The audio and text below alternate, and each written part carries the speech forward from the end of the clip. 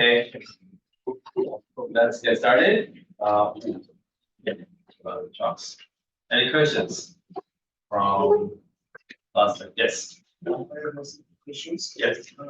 In the last section, we discussed about the CO2 command algebra, where was growth structure of the CO2 command groups. Yes. My question is the real word for this also promotes CO2 command group. Right? Yeah, it is. So, okay. Let me be careful. So the question was, last time we talked about SL 3,1 as a Lorentz group, and the way I sort of went to that point was, last semester, I derived the Poincare algebra, right? And then we looked at the algebra, but, before that, we talked about the Lorentz group as the isometry of a flat metric. And then we noticed that there are 4 different sectors depending on determinant and the sign of the 0, 0 component. So, and then I said, if you look at the determinant +1 and then positive 0, 0 component, we call that a proper orthochronous. And then I said, okay, so that's the SO3,1 plus. Okay. Now, and then I talked about the global structure. So there's non-trivial Z2 associated global structure, which I will finish up today, by the way. So the question was, what exactly is the proper orthochronous step? Does it include? Yes. The question is the proper orthochronous group has also some global structure as we discussed the last lecture with the local structure that we discussed the last lectures. Yeah, so I'll say that just based on the metric, you get group of SO3,1. Okay, so when I say that, it already tells you the global structure.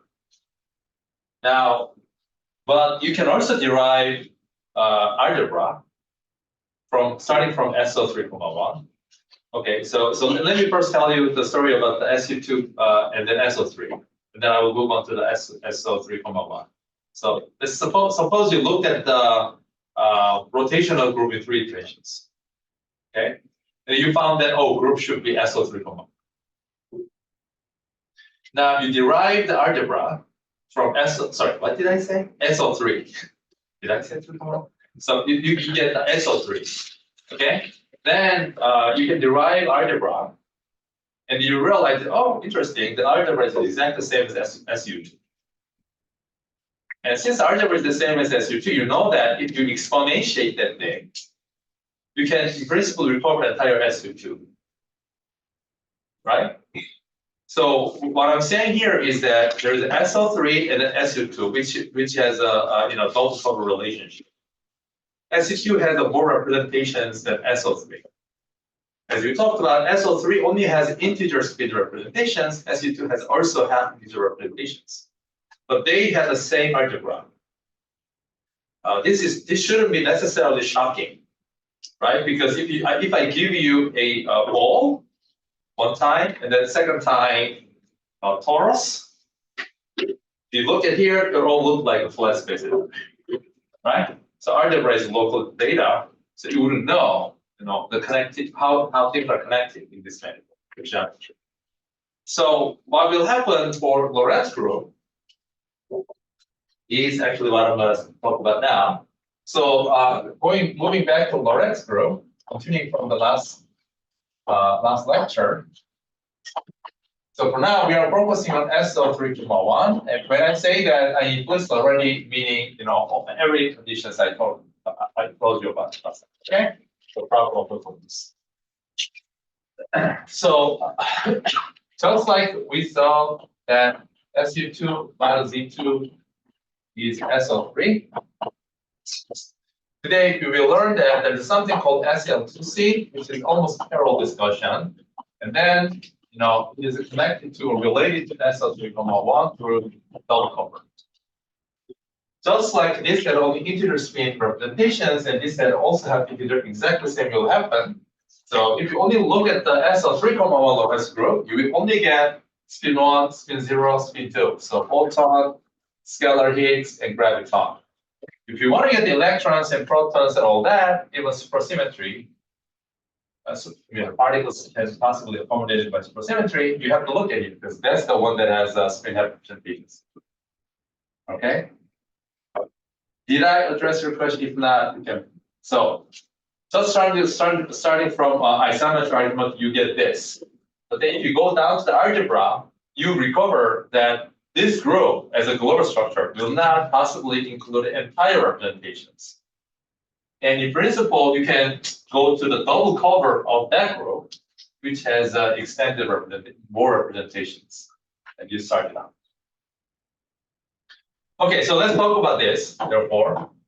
Okay, the construction is almost identically the same as last time. So I will start from a vector, an element in the flat space and time, which is rotated by this thing. I can construct 2 by 2 matrix B by contracting this guy with a sigma matrix. By this notation, I mean this one has identity as a zero component and then sigma matrix as a vector components. Okay, so we talk about this. Now in components, just to be explicit, this will look like this. And then, well, sorry, I mean, you know what I mean. 0, well, no, I should be careful. 3, 1 plus negative. Okay. Now, one thing that you have to make sure, compared to the last time, discussion we had last time, this little bit is now 2 by 2 complex matrix, okay, which is a Hermitian. But this time it's not traceless. Last time there was an extra condition traceless because this one only can include sigma I, which is a traceless. Okay, so now only Hermitian. Okay, now we pass on to the 2 by 2 world rather than the 4 component world, right? So this little b then therefore can be rotated or transformed by 2 by 2 complex matrix lambda in this format. So this is for now is a 2 by 2 matrix complex matrix. So let's figure out the extra properties that lambda has to satisfy.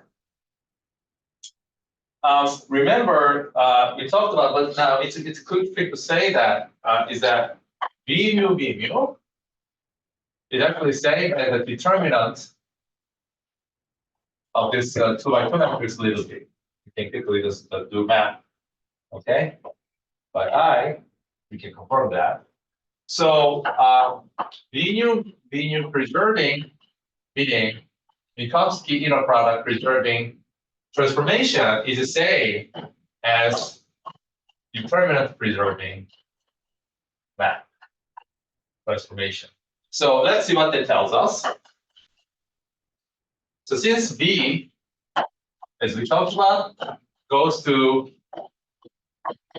lambda B, lambda dagger, and I want to demand that it should be the same as the determinant of the B itself, which is exactly the same condition as null preserving transformations. So lambda has to satisfy the fact that determinant of lambda should be absolute value of determinant lambda should be possible. So, but then we note that since lambda and lambda times some phase generate the same transformation,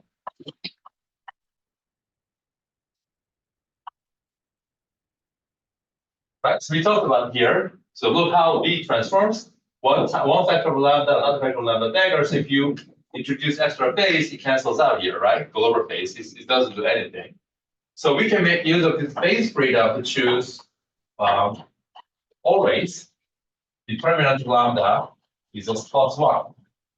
So lambda started out as an arbitrary 2 by 2 complex matrix. Now this tells me A also is a linear because I'm doing the linear transformation. This shows that lambda is now an element of SL2C.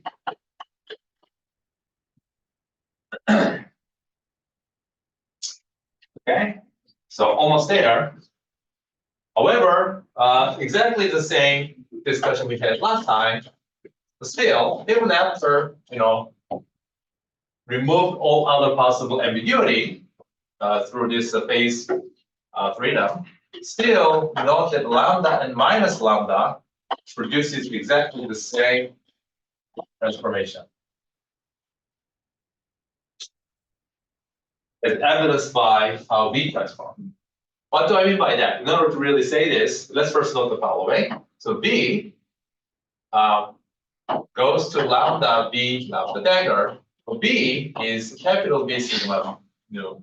So what that means is that this is equal to, okay, this is equal to, remember, lambda, if you do this transformation, it's totally clear that it will just shuffle all these components together, right? So that means that if I want to pass all back to 4-vector picture, there's a shuffling among all 4 components of the vectors. So therefore, this should be equivalent to some choice of a 4x4 matrix, which is chosen by little lambda that shuffles all these vector components, and then that will be the sigma here, right? So you can continue the same thing. So if you take this, and then if you do lambda lambda bar V lambda lambda bar, you should be able to show that this should therefore be corresponding to lambda lambda, which lambda is which? So lambda. Now let's do this. Mu alpha beta beta mu. All right, done. Okay. So therefore, it does satisfy the fact that lambda lambda give rise to vector lambda associated with the product of 2 little lambdas. So it does satisfy group multiplication rules. Now going back to this original point, what was about this statement that was that both lambda and little lambda is associated or corresponds to single 4x4 lambda, or basically this is the same as that, suppressing the Lorentz indices. This is how you see that there's a 2-to-1 correspondence. So every 2 element of SL2C side mapped onto the single element on SO3,1 side. Okay, therefore we see that SL2C minus Z2 is equivalent to SL2. Okay, this is literally the same sort of discussion we had for SU2, but basically uplifted to the Lorentz groups. Questions? Yes. 한국말로 하나. Sure. 그러니까 저게 더블 커버가 되는 거는 뭐 증명을 하면 되는데, 지금 저희가 생각했던 거는 처음에 오렌지 그룹에 생각했던 SO3,1 뭐 그중에서 플러스였잖아요. 네. 근데 왜 저렇게 익스텐디드된 시메트리를 생각해야 되는지 물리적인 이유를 한 번만 더 설명해 주실까요? Okay. So yes. The reason why we had to gone through this this process, which somewhat conceptually confusing, is the following. Because I started out with B. In other words, the very first object we wrote down when we talked about relativistically invariant quantum field theory was X mu. Because I thought that looks like a minimal dimensional possible object I could ever think about, right? X mu is the smallest possible object in this world. The answer is no, because there's an electron. Turns out that actually is a smaller representation of Lorentz group. But as a human being, if I looked around the thing, it looks like X mu is the damn smallest possible thing. So we start out with the X mu, and then asked, what is the norm? What is the non-preserving map? And so on and so forth. In other words, we somehow, which is reasonable, because conceptually, we recognize possibly smallest object as a 4-vector. So we already jumped in here. And then say, oh, what is the transformation that leaves the metric invariant, which is defined in terms of X mu? Therefore, by construction, if I just construct a group, that is associated with isometry, which is defined in terms of coordinate of X mu, then by construction, I will only have access to this side. But the mathematics makes a nicer, path through this discussion, because now I realize that, oh, you said it's actually related to a bigger group. And this can actually include extra representations, which has been missing if I only looked at this side. In fact, now we looked around and we discovered electron. Oh, who is that? Turns out they live here, but they don't live here. So how can I understand the meaning of G2 of the electron side? Okay, so the meaning of the first encounter of the meaning of that Z2 is exactly this expression. Okay, so this is identification, meaning pick one element, there is a Z2 partner of that element here, you always have to identify. The quotient means that you take something, you have to identify as being the same object if you try to interpret that as an object living. That's what it means. That's exactly that meaning, this meaning. In terms of physics, as we discussed today, what that means is that, first of all, I think I talked about that. So if you do make a 2-pi rotation associated with spin half representation living here, but if you naively think that conceptually, if you go back to pi, you have to go back to yourself. But then this Z2 covering structure shows that if you go around the 2-pi for spin half representations, you're not going back to yourself, you're actually going back to -1 of yourself. So you have to make it twice of rotation. Okay, so the Z2 means that Z2 has only two elements, 1 and -1, right? Which means that there are two different kind of animals living here. Okay, who belongs to the one kind of animal? Those are spin integer. Who belongs to the -1 sort of animal, name tag? Those are spin half integer guys. And these guys are captured already here. These guys are missing here, and they only live here. That's the actual physical meaning of this. So the +1 is correspond to boson and -1 correspond to fermion. Yes, that's exactly right. Also, the boson and fermion also identify the SO3,1. Fermion, in principle, cannot be living here. Fermion is not a representation that belongs to the SO3,1. You may read the comma, he may say as if, not that he doesn't understand, but just he will say that there's a fermion which is a representation of SO3,1. There's a little bit of loose in that sense, because he's working mostly in the representation of algebra. But when someone is working in terms of algebra, obviously you not know which one you're talking about. Okay, this discussion is meant to clarify that among the representations which you can get out of the algebra, someone belongs to the this side, someone only belongs to this side. Okay. Any other questions? Lambda and minus lambda is not included in lambda and lambda times exponential I5. So I already used up this phase ambiguity.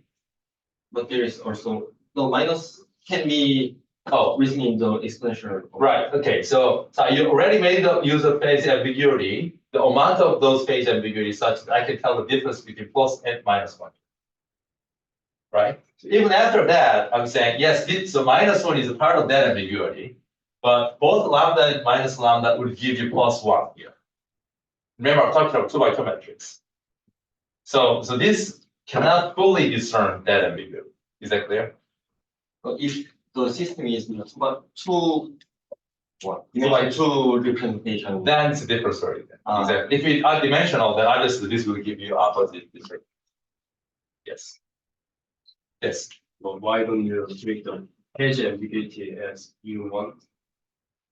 It is U1. In fact, this is related to, let me just say in word, but this sort of thing is related to what's known as a literature.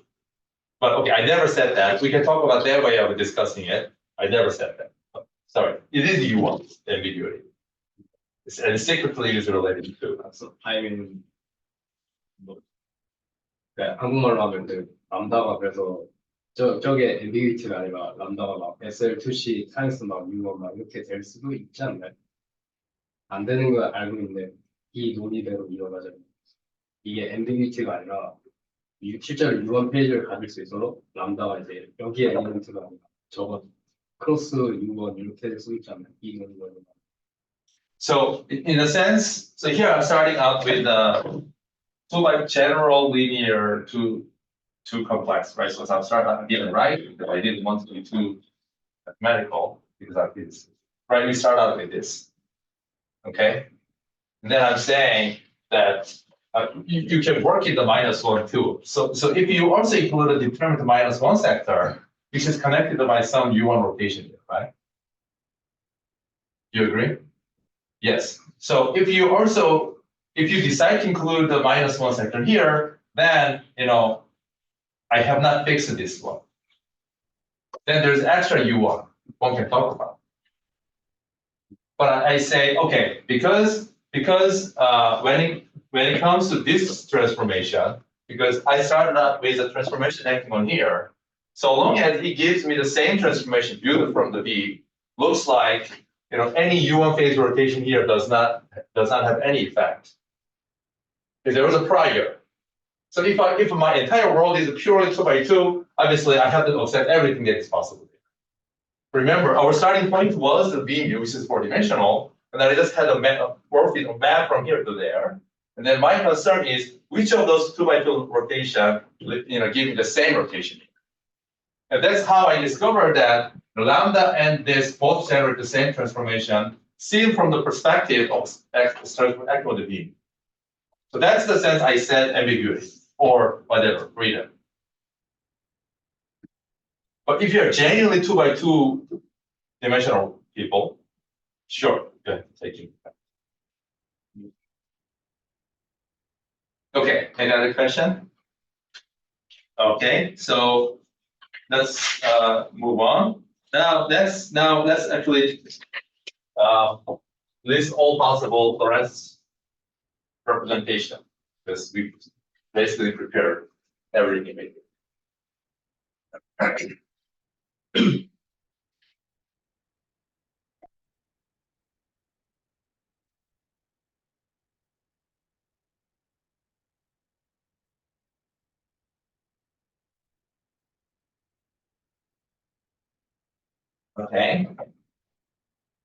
So this part of the discussion is just so that you saw these ones and you know how to understand the Z2 covering or double covering structure, Lorentz group, and so on.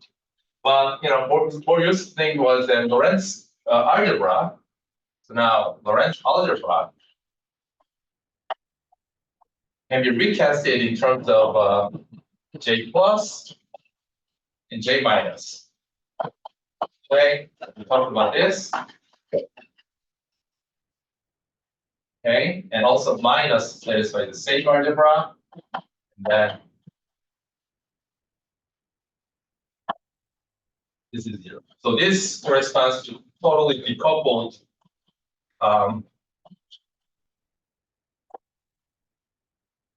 I wrote a product. I mean, in terms of the group, it's a product, but to total decoupled SU2 algebra. And then we know how to label those representations. So since for SU2 algebra, we can label whose representation according to the spin S, right? And then S can take a 0, cap, 1, etc., etc. So for Lorentz group, therefore, now we can quickly see that the representation for given element the lambda, capital lambda, can be labeled as these two SU2 indices, or SU2 label. Okay, so what that means? So therefore, representation space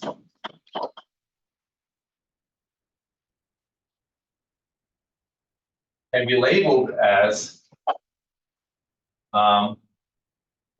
L. Well, what do you want? S M plus S minus, in such a way that if you take J plus square acting on S plus, a lot of writing. And so I can circumvent, if I also ask the same question with J minus square, you know, S plus or minus, S plus or minus plus 1. acting on that state.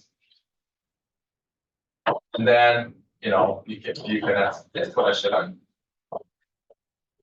And you will get m plus or minus, depending on which one you're asking. Right? Is this clear? And the dimension of this representation is also clear. Because basically this label, one of the labels of here, m plus runs from the minus s1 s plus to plus s plus. So this corresponds to 2s plus 1 representation, because that is one of the SU2 representation. And m minus runs from minus of s minus to plus of s minus. So this side corresponds to 2s minus plus 1 dimension. So obviously this one must correspond to 2 times s plus 1 and 2 times s minus plus 1 dimensional representation. Okay, so you literally have a copy of 2s.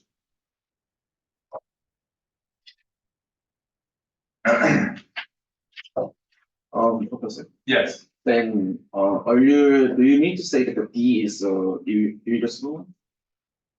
No, so I haven't said it yet whether which one is irreducible or not. We will get to that point, basically. Yes. Any other question? Okay. So since we are dealing with the 2SU2 algebra, so we can always take these two to be Hermitian.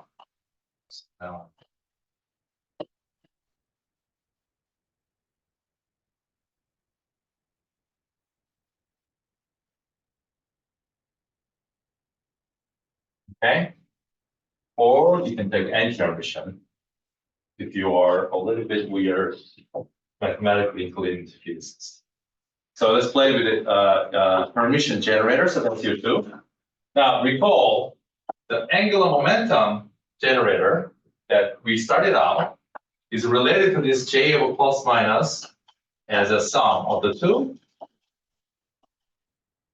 Then the boost generator was minus I times the difference between them.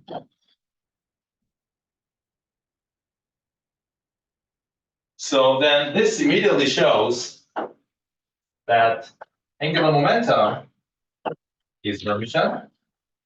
That makes sense because angular momentum is also SU2, right? So that means it's good to have a Hermitian.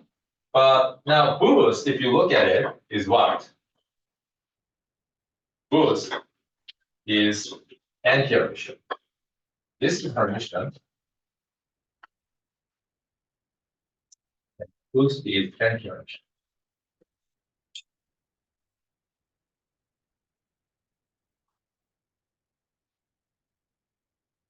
In terms of a finite group transformation, then given a rotation R along, with respect to axis defined by R hat by angle theta, this can be written as e to the minus I times the generator, which is L, and then the parameter. Then this will be unitary. So I'm talking about the fact that, what this means is that SO3 or SU2 subgroup of the Lorentz group is unitarily realized in this case. Okay, does that make sense? I just show that with this construction, rotation part is represented as a unitary operator or matrix acting on the vector space. So therefore, SO3 subgroup of SO3,1 if you like, or if you prefer SU2 subgroup of SL2C is unitarily represented. Yes. Is it the convention to use minus sign and exponent? Yeah, it is that. Yeah, this you can take that as a convention. Just like when we talk about the time evolution, we represent it as this. Okay, so it's sort of convention. Yes, thank you. However, if I look at the acceleration or boost along a head direction with angle phi, and this can be again written as I times the generator and then parameter, in this case a times y. This is not unitary.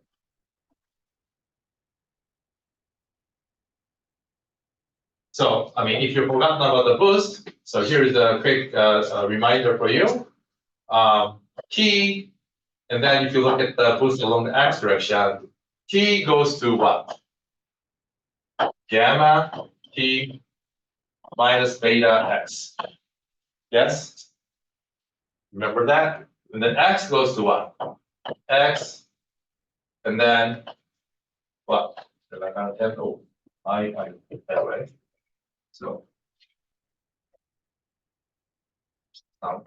beta x, so beta gamma t plus gamma s, right?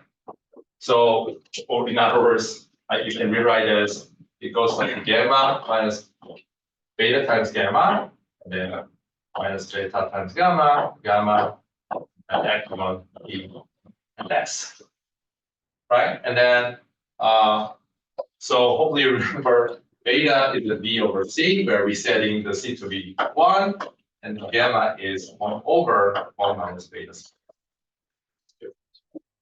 So we can rewrite this expression, just make a contact to this expression. I can view this as a cosine hyperbolic angle phi, and then I can view this as a minus sine hyperbolic angle phi. Okay? So then, in this notation, if you take the ratio of these two, meaning you divide this guy by this, the beta, which was velocity of the boost, is captured by tangent hyperbolic phi. So this notation means that along some direction denoted by a head, I'm going to boost the system by velocity v. Okay, so that's this notation. Okay.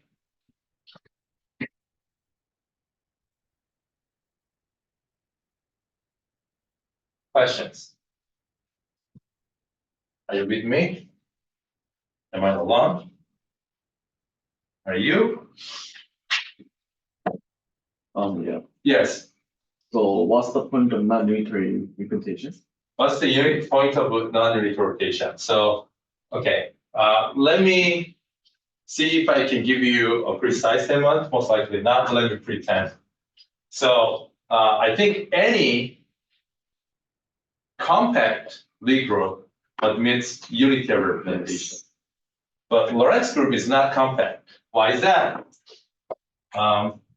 So this angle is compact direction because theta takes 0 to pi or 0 to 2 pi in simple sense. Although one can take plus pi if you want.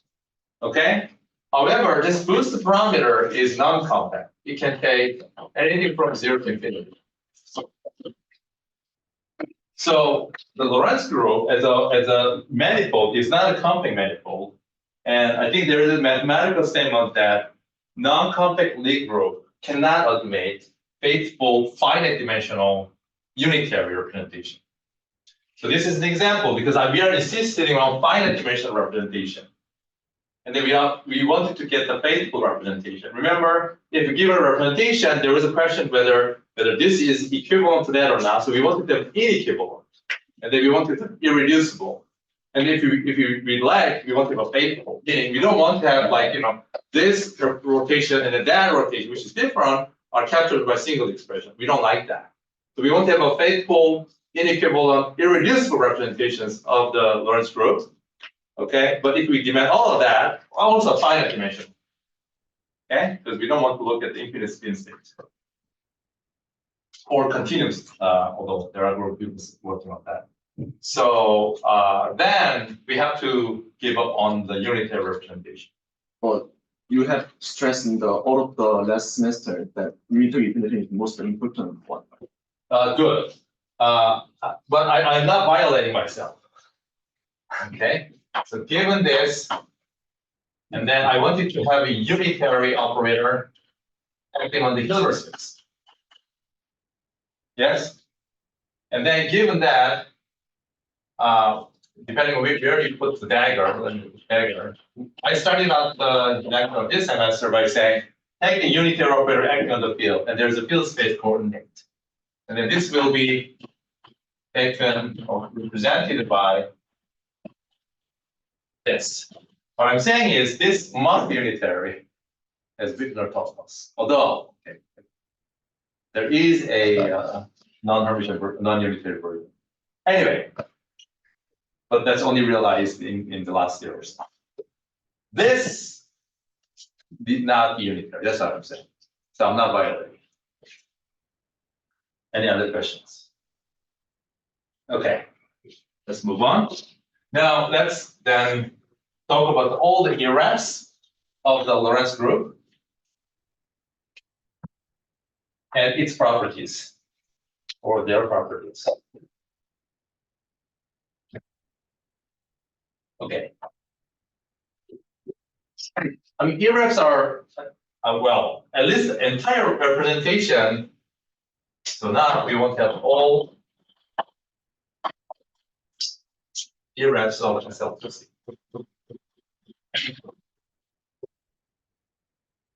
So in a sense, that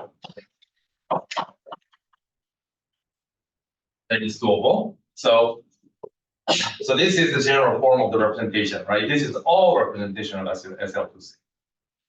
And then versus, so if you just think about this, let's first think about how would you label or how would you collect entire irreps of SU2? Well, that you know how to do it because, well, I just pick up S out of each of these choices. And for each of that choices, there's a unique representation space labeled by 2. So one corresponds to this total spin information, and the other is internal derivative freedom.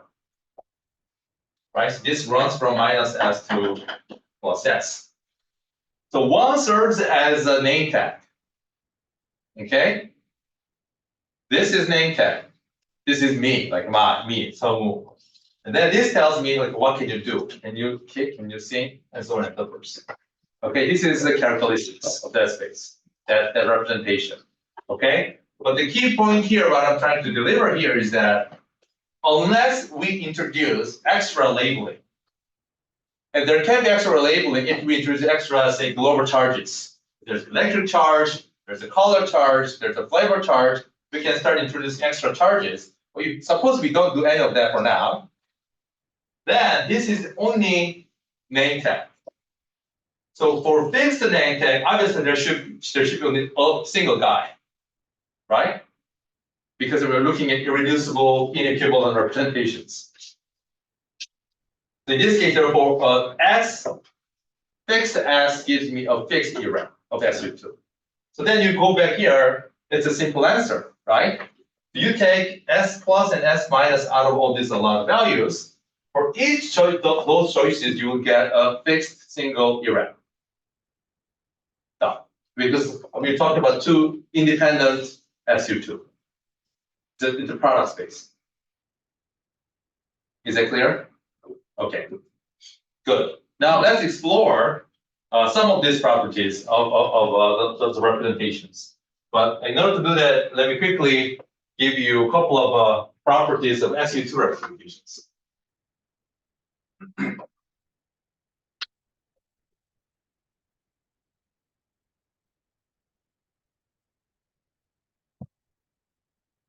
You need to ask me or stop me if any of the things that I would say is confusing or too fast. Okay. Okay, so let's talk about a couple of the properties of a few.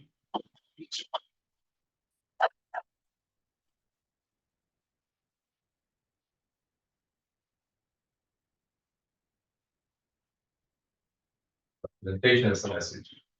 And then we're going to talk about the ones. So number 1.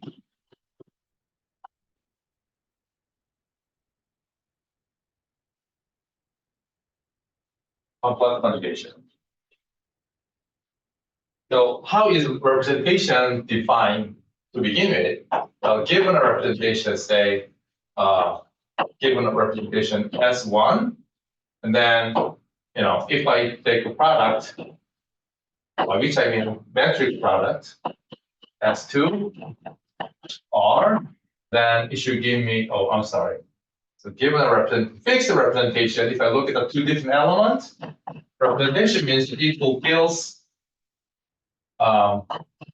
this property. Right? So this should hold, like if this is one, nothing, one, associativity, inverse, all of the group properties, right? That's the representation. Now, clearly, if I take a complex conjugation of this thing, I say complex conjugation, not permutation conjugation. This equation still holds for every choice of R1, R2, right? Because I literally take the permutation, I have a product of the three objects, I just take the complex conjugation. Remember, complex conjugation does not reverse the order of the object. It is a permutation conjugation that reverses the order. So they can screw up things. But complex conjugation doesn't, so it will satisfy all the relationships. Okay? So that means, given a representation of the lowest group, sorry, in this case SU2, insert the representation S, should label it like this, then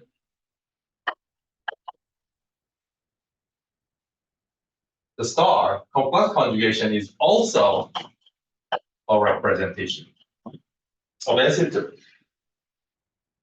But it is not a random another representation. Why is that? So, however, dimension of D of S is the same as the dimension of the DS star.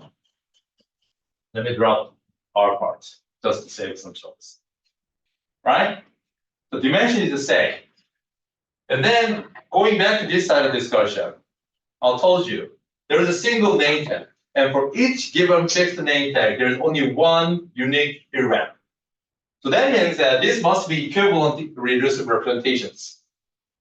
So we can write that as in a fancy writing.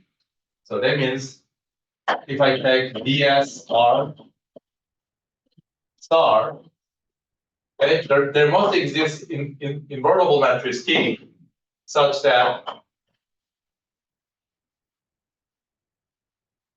this should be true. Okay? In other words, star is equivalent to S. Okay? Good. So now let's restate this in terms of generators, but that's slightly more economical. So e to the minus I L star should be T of e to the minus L and that T inverse. Since I'm talking about invertible T, if I do the Taylor expansion of this thing, I can insert a lot of the T inverse T, T inverse T, T inverse T, T inverse T everywhere in such a way that I can exponentiate that thing as T L inverse dot this. Yes. My question Yes.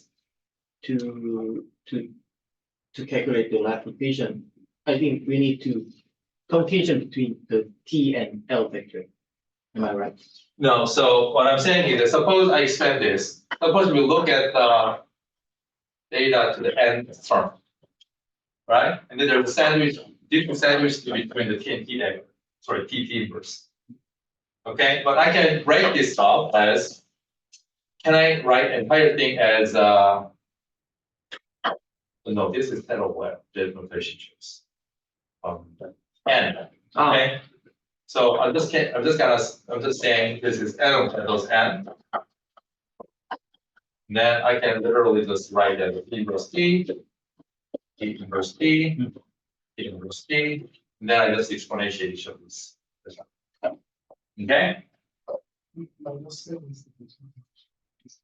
Thank you. That's crucial. Thanks.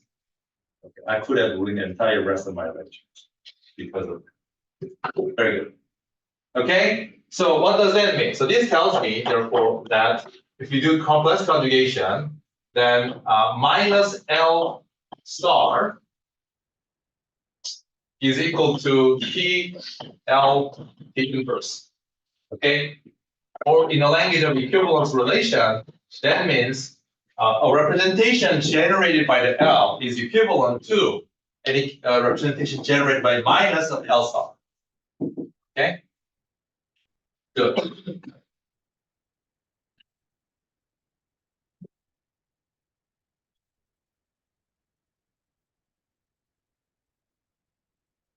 Okay, the second property of SU2 representations is the direct product. So we talked about direct sum, which will appear in a minute. So the statement here is that given two representations, d of S1 of R or all R, and then d of SU2 of R, so I take the two different representations, then I can generate the new representations out of that.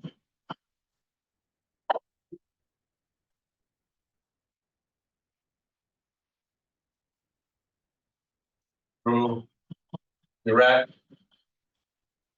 products. Notation.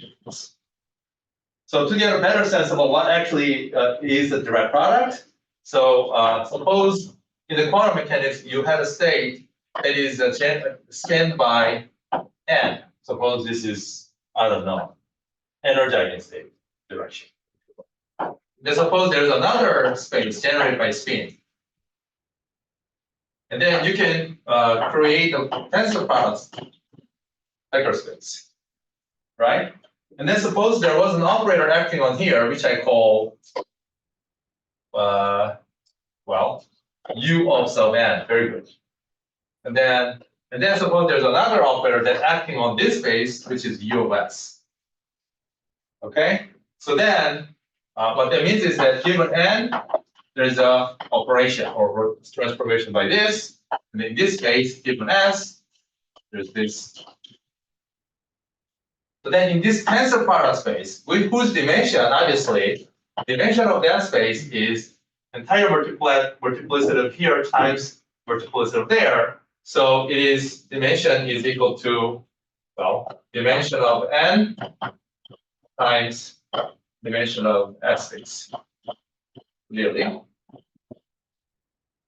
And then the way this acts now is that given n times s tensor product basis, then it will be un tensor product over s acting on n times s. Obviously, you can break it up into acting on the s part and then the part that acts on the s. So I'm talking about literally that thing here, okay? So given a two representation, I can compose. I can create a new representation by taking a tensor product. So, but then I didn't explain what do I mean by generating new representation. Let's go on to that part.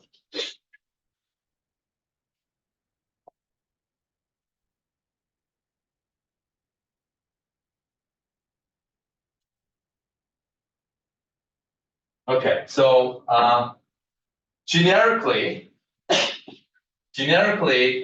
tensor products, or sorry, direct product representation is not irreducible. Okay, remember, irreducible means that given representation, generically, that means that this will have a black diagonal form. Okay, so there will be invariant subspaces here and there. So that means that generically,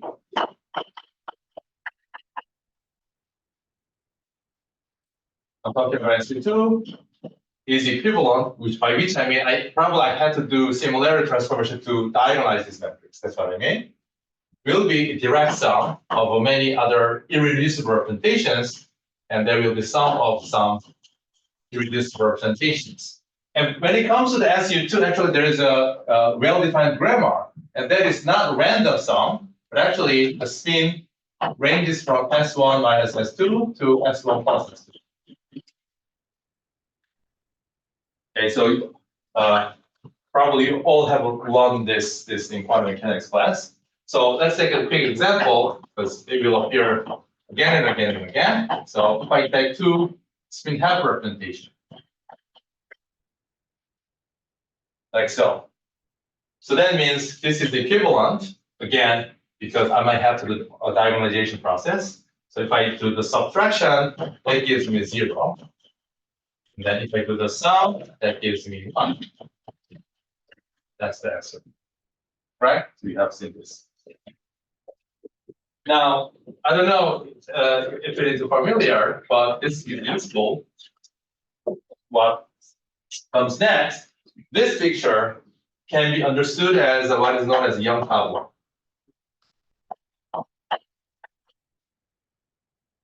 Who studied the Young problem before? So, okay. So I'm not teaching Young tableau, or I'm not teaching group theory in general here, like, as a systematic path. But let me just tell you the answer and then a few rules that is useful to remember. Okay, as a speculation also. So for SU2 representation, okay, what is known as a fundamental representation, by which I mean this is saying that n-dimensional, smallest dimensional representation is denoted or expressed as this box. Okay, so box means n-dimensional representation. Okay, if you were the first person, you could have used the diagram if you like. But anyway, Young did it anyway, so we have to adopt box. Okay, so this is n-dimensional representation. So let me put n in there. So suppose I take a 2 n-dimensional representation, like so. Okay, so basically we are doing this now. Okay. So the rule is, in order to generate this direct sum representation of this direct product thing is, there's a rule. So this is equal to, keep the first guy, the second guy, one time you attach to the first guy, either the bottom of it vertically or horizontally. Okay, if you have a lot of boxes, there's a more delicate, a couple of more rules, like 3 more rules. But for now, that's sufficient. So one time if you do it, you get this, right? If you take second box vertical, and then horizontal, you get that. Okay, that's all you do. Okay, there's no more other diagrams you can create, at least for this particular example. Now, what does this mean now?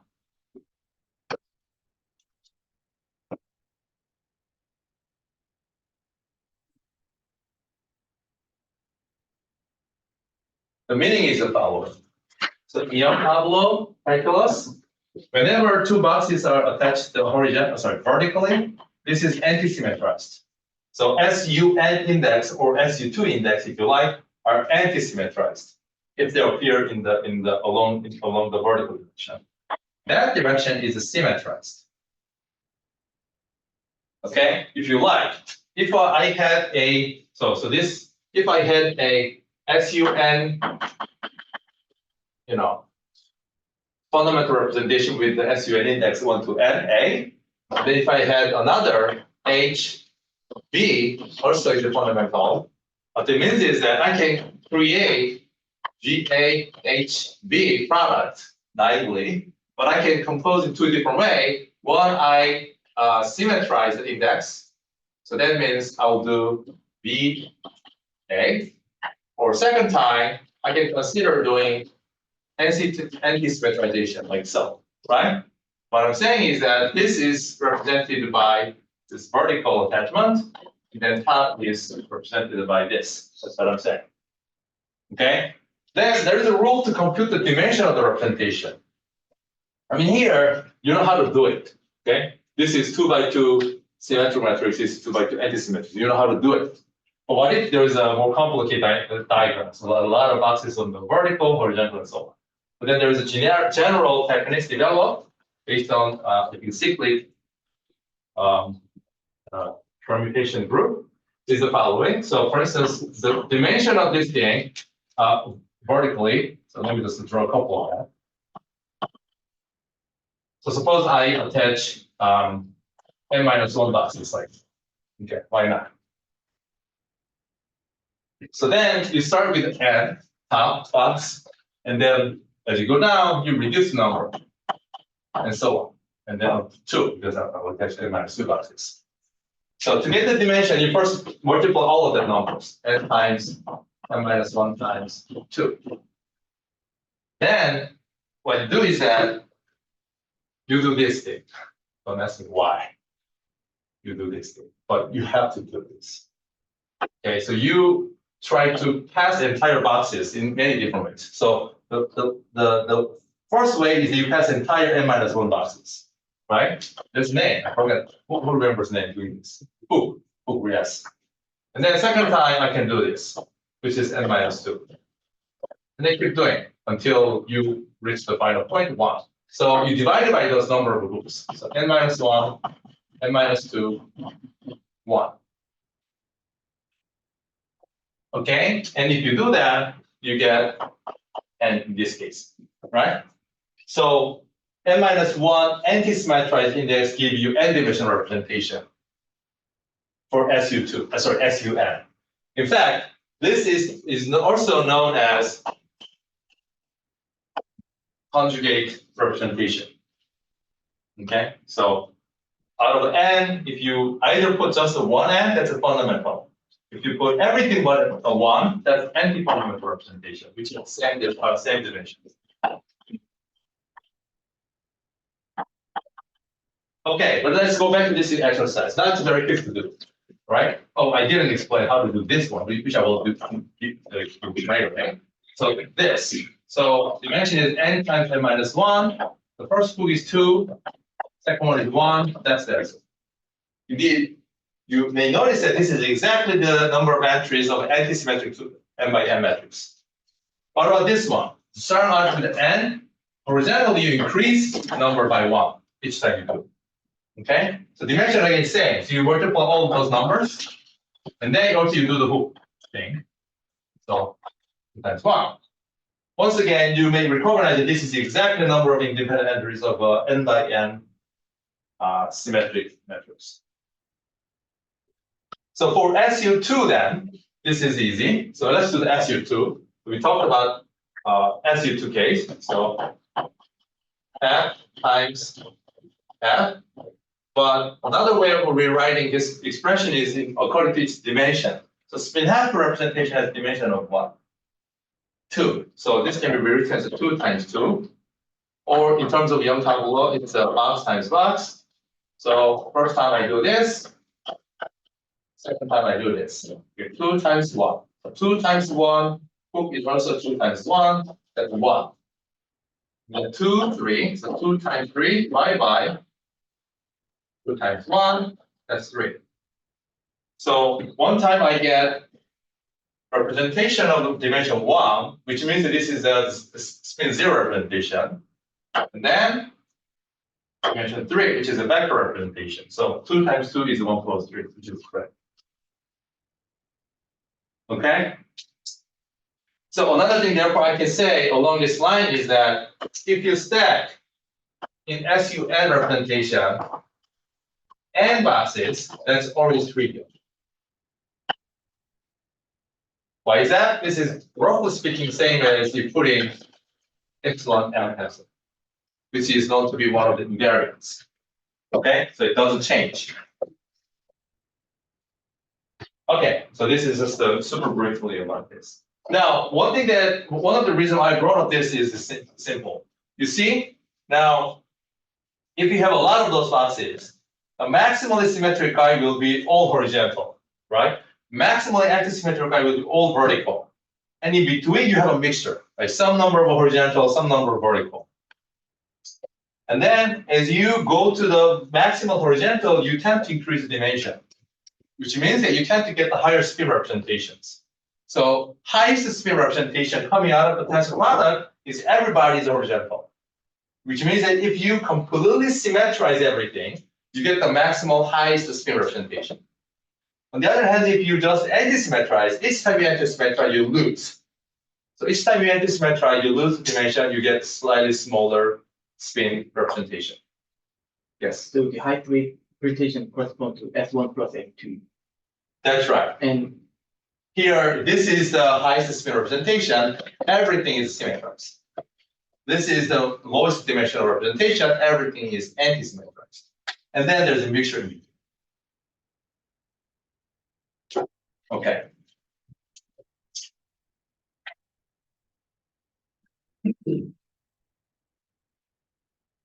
So I can immediately state the third property. So first one was complex conjugation, second was direct product, third is a complex conjugation. So let me do it here.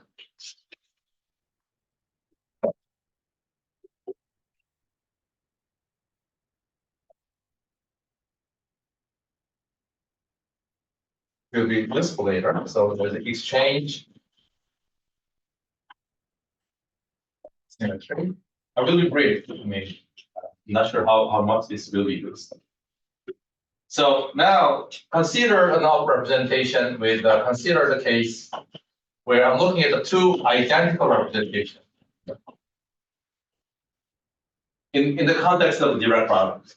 In other words, I'm looking at the case where I have ds, the same thing, and then as we talked about, this will go from 0 to 2s, and then that's fine, right? So this will be the structure. Now, then one can ask, if I exchange this thing, is the representation symmetric or anti-symmetric under that change of indices, right? Each of these two SU indices. That is exactly the same equation. How would you combine these two boxes? Okay, so the exchange symmetry, which means that again, under the exchange of the two indices of each of the SU2 or SUN, whether the representation is a symmetric under the exchange or anti-symmetric under the exchange. Obviously, this is a symmetric. This is anti-symmetric. That's exactly how the math works here.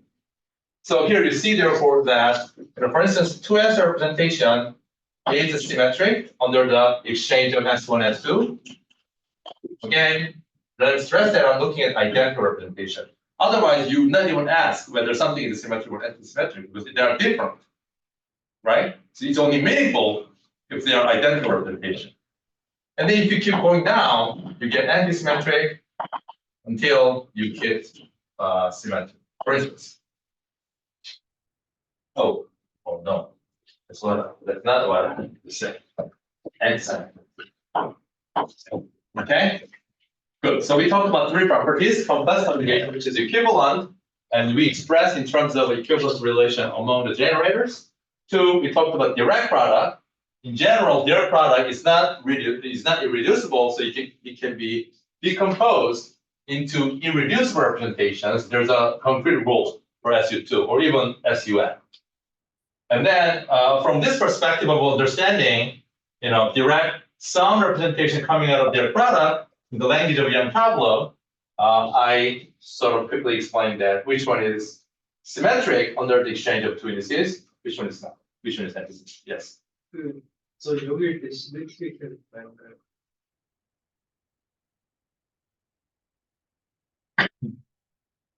If it is zero, it's symmetric. So my instinct was correct.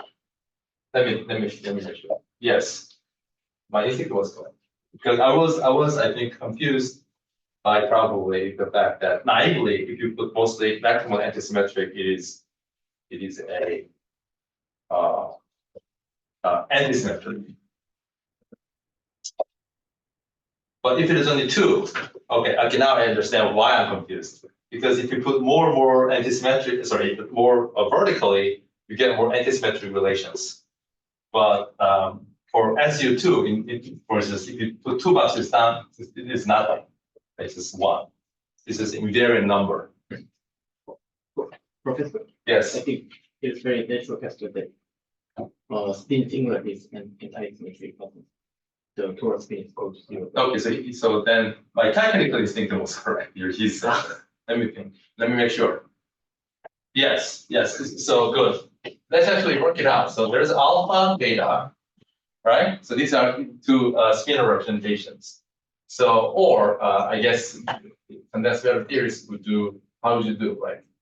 0, 1, whatever, ij, and then you can compose like that state. Right? This is spin and it's symmetric. So sorry, yes. I was swinging back and forth. Oh, but yes, it is. Okay, any other question? I'm sorry, but can you explain why 2x minus 1 is anti-symmetric once again?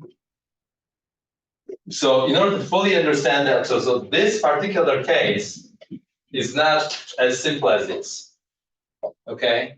In order to actually explain and prove, you have to do, so take any representation. Suppose if you do this times that, and then you have to run this machinery on Tableau to write down all kinds of product, and you have to check, actually. So I'm not sure for general as there's a quick answer to that, but this is, I think, a true statement. Oh, so just For now, I'm stating based on this. For only half and half, it's clear to easy to see.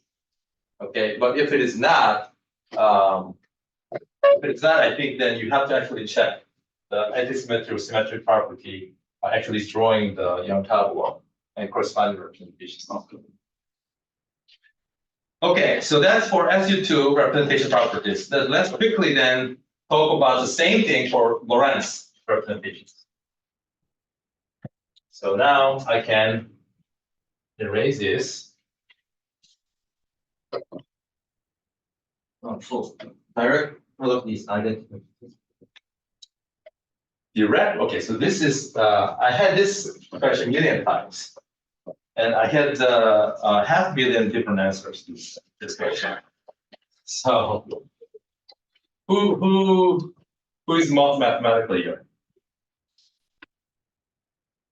It's like you. So he will tell us about the answer, what's the difference between direct product, tensor product. Thank you. And your service. Let's see, let me think. Do I have an answer?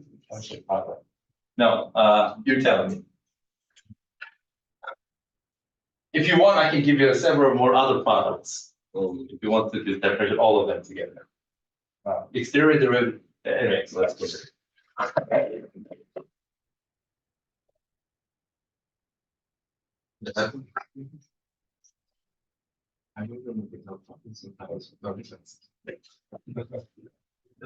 Okay, so let's talk about properties of ability. So first, let's talk about complex conjugation. Already something non-trivial and interesting happens. Okay, so the question is, what happens if we take S plus S minus representation and do the complex conjugation, right? So that's the question. Certainly, most certainly, this should be a representation according to the argument that if you take, the product rule, take a complex conjugation, it satisfies all those rules. It is a representation. Two, it has the same dimension as the original one. Okay, so therefore, it must be somehow related to the original representation. Somehow. Okay. By the way, here is the comment. So plus minus have the same dimension as minus plus. Okay? Because it's product of the dimension of the boost. Now, let's figure this out. So we understand that this must be a representation. This must have the same dimension as before. So either it should be equivalent to original, or it should be equivalent to this, or there may be some other method. That's it. Okay. Now, in order to answer this question, let's recall ourselves that for SU2 generator, minus of SU2 generator was equivalent to original generator. All right, I just worked out the complex conjugation case for SU2. Now, L vector, right, is this. So this is SU2 satisfying that. This is SU2 satisfying that. Therefore, clearly, minus L star should be equivalent to itself. Okay, just like rotation generator. What about M? M is always somehow non-trivial. Now, if you take a complex conjugation of this thing, then there's extra minus sign because of this I, right? And then complex conjugation of each of them satisfy this because it's SU2 generator. So you should be able to quickly convince that this is not equal to, sorry, what I was trying to say was that minus of M star is not equal to itself, but actually it has this relation. There's an extra minus sign because of this R, see? Right? Because of complex conjugation. Okay, so this group. Right? Because this is in general product of this and that. That is beautifully satisfying, original nice relationship, but that doesn't. Yes. Does it mean that the L is pure complex and M is pure real? This is not equality, good question. If it were good, this is the equality sign, you're right. This is equivalence relation, which means that this is equal to T inverse, if you remember. So that's why that's not correct, but it's good question. All right, so then we notice the following. Note that if we swap J plus and J minus, then L goes to itself, but M gets negated. Precisely because this is just a sum, this is a difference. So if you, for instance, notice these two facts, you should be able to conclude the following. So let me write down the answer and see if. So when it comes for the representation of Lorentz group, complex conjugation is equivalent to not itself, but the one that is S plus minus exchange. Okay.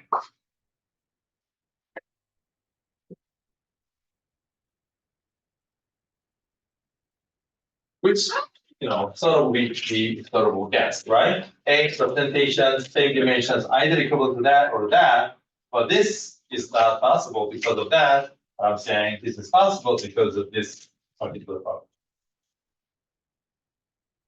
What meaning of the There? Yeah. Good. So, okay, let's first write examples and then let's appreciate the meaning of that.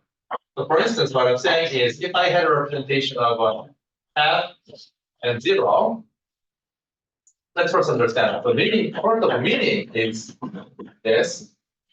It turns into that. Let's look at another one. What about the half and half, which we will all talk about. Okay, then it is half and half. Right? So the meaning is the following. For SU2, complex representation, given representation, complex representation is always equivalent to original representation, period. Right? Now, for Lorentz case, complex conjugation of a representation is not guaranteed to be the same as itself. So technically, what it means is that not all representation of a Lorentz group is real representation. Because complex conjugation is sometimes not equal to itself. So for instance, in this case, this looks like a complex representation, meaning itself and complex conjugation is different. But this is good to be called a real representation, right? The taking a representation, complex conjugation is equal to itself. So meaning is, if there's some particle either captured by this, then somehow it has some notion of a complex, or we may carry some, charge. A complex scalar field versus a real scalar, if you try to remember. Okay? Some field that has notion of a complexity and not complexity. Notion of a non-reality sometimes often carry some charge, for instance. This one is a real representation. So if you take a field, quantum field, which we will talk about, and take complex conjugation, it itself. So such a thing cannot carry any charge, for instance.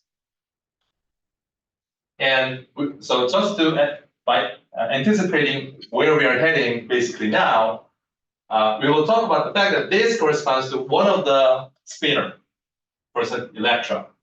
This corresponds to another spinner. And they are related by complex conjugation.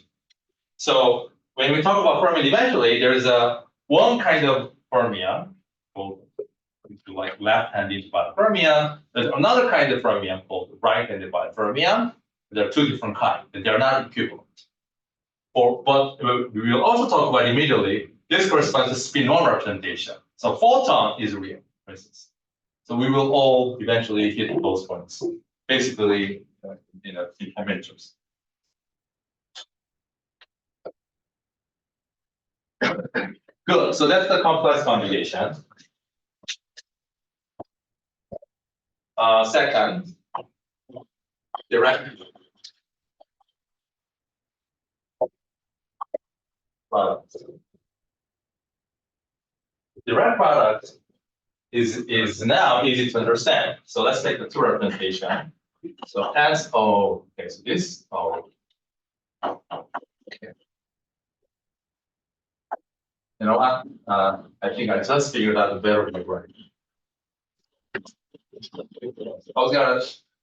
I wrote actually 1, 2 here, and so that's this really sounds better. So suppose I take two representations of Lorentz group, then this is equivalent. I'll keep emphasizing. That means that I might have to do the diagonalization, right, by similarity transformation to take this form, which is the direct sum of, well, I have a two independent SU2, right?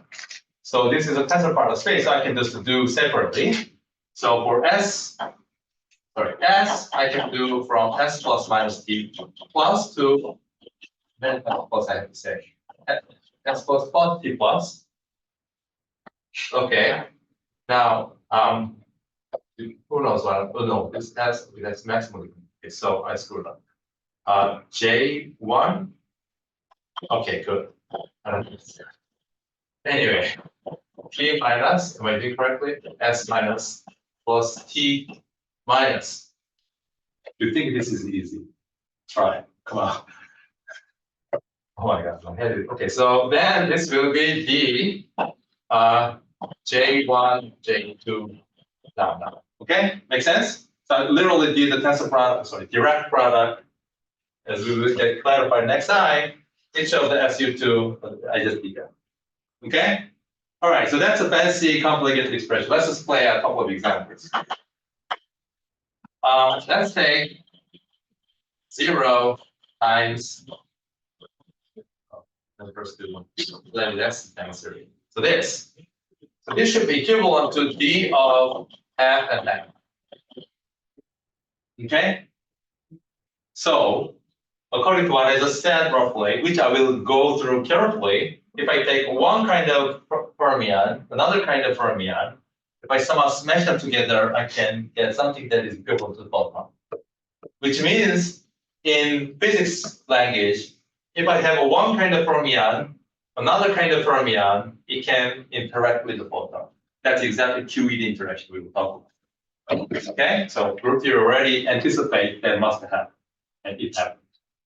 As you can see my board from the left. This is your electron. This is electron. And then you see the information through the photon. Let's do the second example.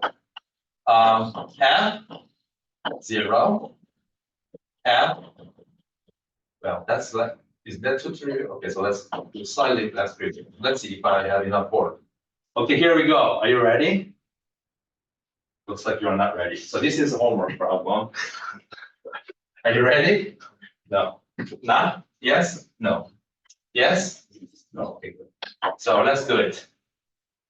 So highest one. So let's add up both. 1, 1. Yes? And then the intermediate one. So one adds, the other subtract. So this, oops, I almost did this, and then lowest one. 0, 0. Okay? Good. Is that tensor product at the middle? That's exactly what I say. I almost did the product and then I switched my mind, not mind, but I corrected myself. Oh, thank you. Yes. You're very welcome. Okay. All right, so last property, exchange property. So then I'm not gonna even write much, but by looking at this. So here is a set of representations, irreducible representations that came out of the direct product. And then you might say, Now, this is a good one to ask. Indeed, I was very clever considering this example. Very good. So remember, it is meaningful to ask the exchange symmetry only if I look at the identical representation, right? So now I can ask, what happens if I do this? Which of them are symmetric? Which of them are antisymmetric? But again, this is just a copy of 2SU2. So let's just do each of them. One is the symmetrized. This is symmetric, symmetric, symmetric. 0 is antisymmetric, as we had a debate, but eventually settled down on being antisymmetric. So let's just write antisymmetric, symmetric, antisymmetric, symmetric.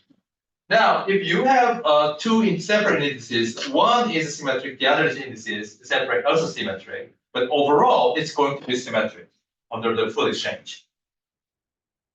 Okay, so there are two pairs of things, cosine, cosine, cosine. Now you can, if this is antisymmetric, antisymmetric, and symmetric, right? Let's just look at the last one. So minus sign, so plus sign. Clear? Good.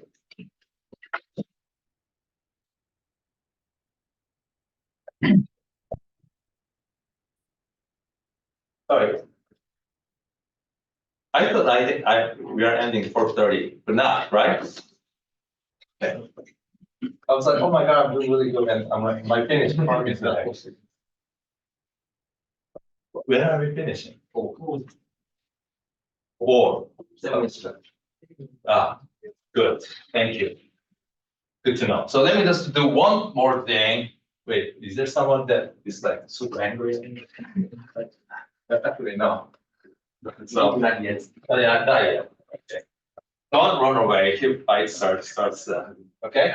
Yes. Perfect. All right. So let's talk about this one thing out of this. So then now we understand how to deal with the representation of Lorentz group. Then we can ask how vectors fits into this. By vector I mean v mu, 4-dimensional, right? So here is the systematics. Let's consider s plus s minus blah. Okay. Now A, the dimension of this representation, which in this language, 2s1 plus 1, 2s minus 1. What did I just say? D2s minus, okay, whatever. It's 4, right? This is 4.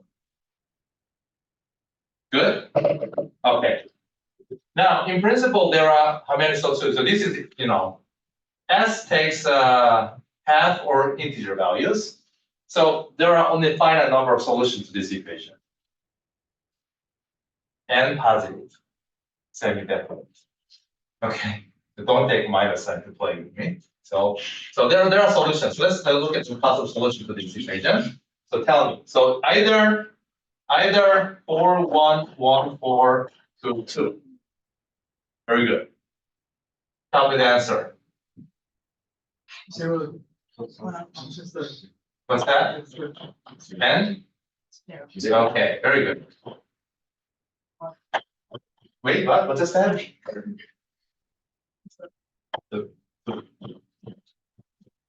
One. What's that? Was that 1? Oh, okay. Okay. So at this point, we have a 3 candidate.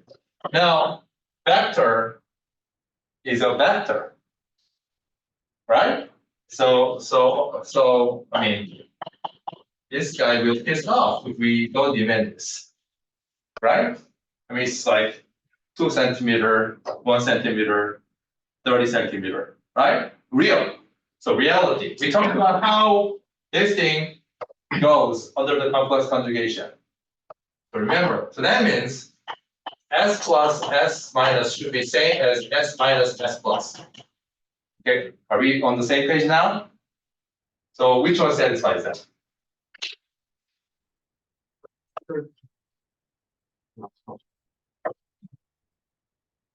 Good.